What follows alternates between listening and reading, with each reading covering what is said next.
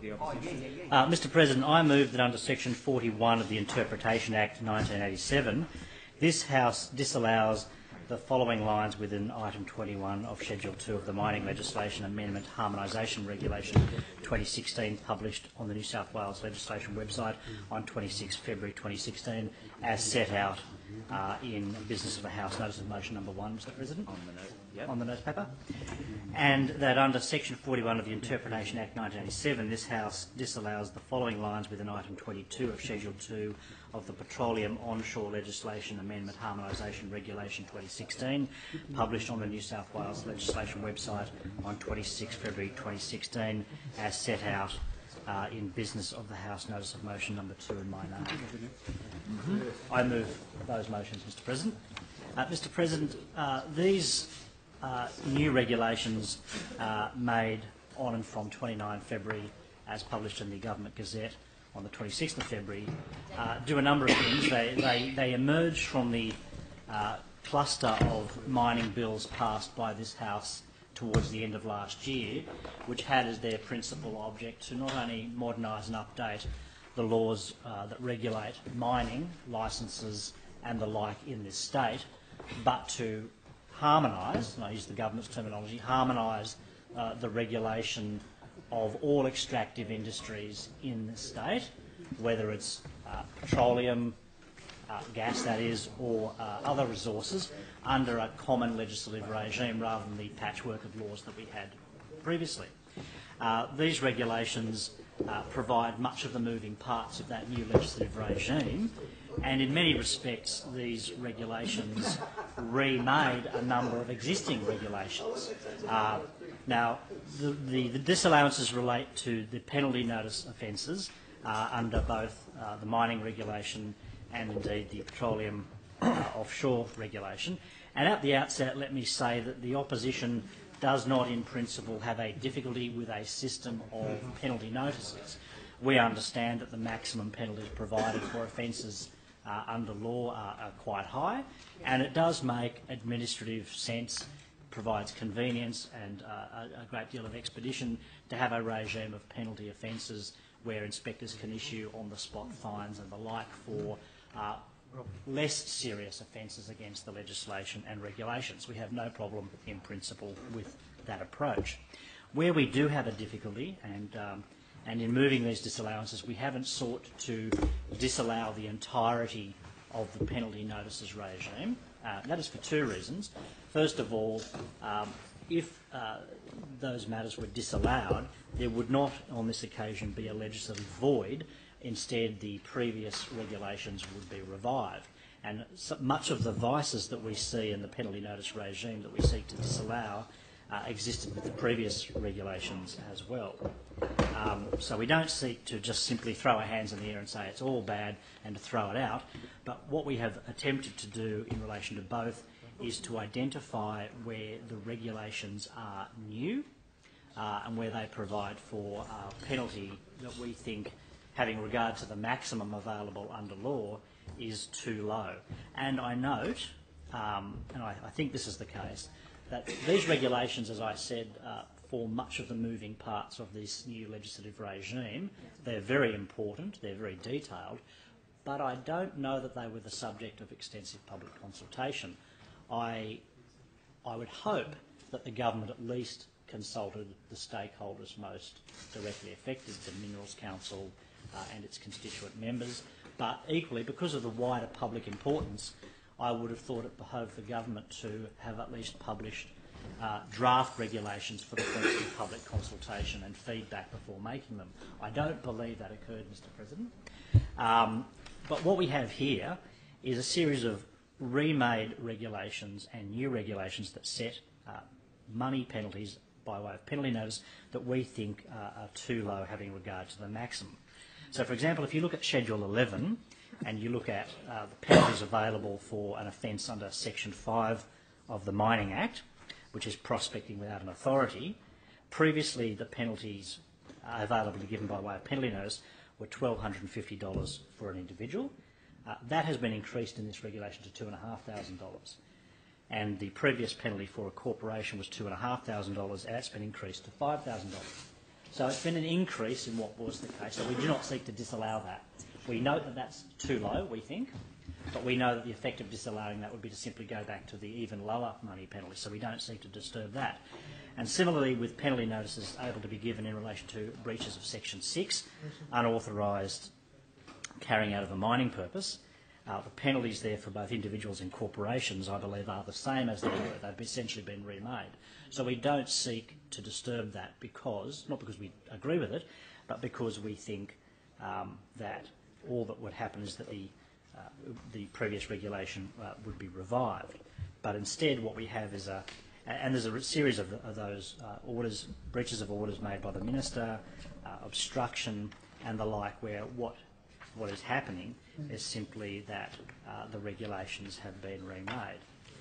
But in relation to other matters, there are new matters that are being regulated for the first time, and we think that having regard to the maximum penalties available at law, those money penalties are simply too low, and we think that this creates a problem of both administration and also a problem of undermining the integrity of the regime. And particularly when we look at the Petroleum Onshore regulations, previously the regulations only dealt with breach of mining titles. If you look at the new regulation, and we seek to disallow all of the new regulation, but for breaches of Section 125 capital E1, which is a contravention of a condition of petroleum title, because the penalties against an individual for that breach of $2,500 and $5,000 for a corporation, if that were repealed, all that we would do is return to the lower existing penalty, or previous penalties under the previous regulation of $1,250 for an individual or $2,500 for a corporation if related to environmental management. Looking at these new regulations, we see that in relation to, for example, a breach of Section 7, now that was an existing provision before the new mining bills went through, and that's prospecting without an authority. The offences for a natural person are up to $110,000 or $11,000 per day, and for a corporation it's $550,000 or $55,000 a day. Now, this regulation introduces the ability to have a money penalty, a penalty notice, for the first time. This is an offence that's been in place for a long time under the Petroleum Onshore legislation. Never before have breaches of that been able to be dealt with by way of a penalty notice. This is a first time. So previously matters would have had to have gone to court. Now, for relatively minor infringements, there was always the option of going to the local court, which has a much smaller jurisdiction, and for more serious offences in the high courts. And that is the appropriate course, we think, for breaches of this provision, which are quite serious. But the government has introduced the ability for inspectors to issue fines, administrative fines, and we think that is unwarranted given the very high penalty available under law for such a serious offence. But we think that if they were to introduce a series of money penalties for such a matter, there should have been the subject of much more public consultation and discussion, and the reaching of a better and more appropriate level of penalty. Also, for example, breaches of Section 78 capital A of the Petroleum Onshore legislation, again, which is a new provision emerging from the mining bills that went through, which is failure to comply with the directional notice issued. Again, the maximum penalties for an individual are $220,000 or $22,000 a day, and $1.1 million for a corporation or $110,000 for a day. But again, the regulations introduce a penalty infringement option of $2,500 against a natural person or $5,000 against a corporation. A similar regime is put in place for breach of the new Section 91 brackets 1 capital A, which is failure to pay a royalty. And there's a whole series of new provisions, including 104.0, which is failure to provide information and records to an inspector, failure to provide an inspector with reasonable assistance and facilities are specified in the notice, and failure to answer questions put by an inspector or to attend at a specified place and time to answer questions. And also there are similar provisions in relation to failure to provide inspectors with full name and residential address, and impersonating an inspector or a breach of 125 capital C, obstruction of the holder of a petroleum licence, or 125D, providing false or misleading information, and the like. These are all new provisions that were enacted upon the passage of the cluster of mining bills last year. They're new matters in law, significant updatings of the law, but again, for the first time, we have, apart from dealing with infringements by way of going, we say, to the appropriate court, given the level of, depending on the level of seriousness, the government has introduced this system of penalty notices. Now, again, we don't have an in-principle problem with the penalty notices, but we think the fact that the maximum penalties under law, up to $1.1 million against corporations for serious breaches, the $5,000 penalty by way of a penalty notice sets up a range of problems. First of all, it introduces a corruption risk in the system. But there's also an administrative burden risk.